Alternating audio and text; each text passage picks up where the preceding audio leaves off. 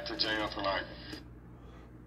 To the Contras as well as to Iran. And Iraq, as we now know. And Iraq. But all of these interests coincided. The mafia, now how did the mafia, was the mafia just after money? Is that how, and perhaps the selling of drugs when they came back into the United States? I think the mafia just found it as another, trough they could feed at. And I think they were in on it at the beginning when they knew what deregulation was going to do. And the fact that they figured out a scheme, and the head of this scheme was a New York mobster named Mario Renda, who went to jail for like less than 3 years. He was convicted in New York, Florida, and Kansas City. Renda would collect money from various institutions like pension funds and credit unions, bundle it up into $100,000 bundles so it's covered by federal deposit insurance, and then place it in savings and loans all across the country, billions of dollars. And once he got the money, the deposits into an S&L, he could basically control them.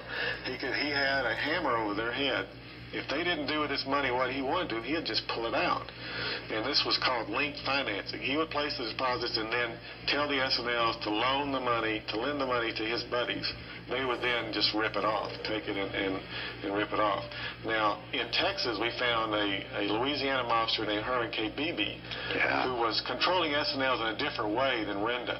And we found Beebe and Renda together in many, many different places across the country, and many connections between the two. But Beebe would actually finance the purchase of savings and loans by his associates like Don Dixon and Vernon, Carroll Kelly at Continental, Jarrett Woods at Western, Roy Daly at First Savings of East Texas. And then he would have a hammer over their head where he was holding the note on their stock to the S&L, so they would do what he wanted to.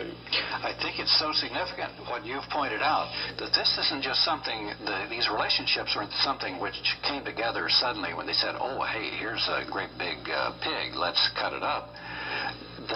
This was just a continuation of relationships between powerful people at various levels, state, local, and national, that have been going on for some time. Well, that's correct. In fact, we had a sort of dry run on the S&L scandal in the mid-'70s in Texas with the so-called Texas Rent-A-Bank scandal, where we have the same people that showed up in the S&L crisis ripping off small Texas banks and doing the same thing, trading bad loans between each other, trading capital stock loans between each other.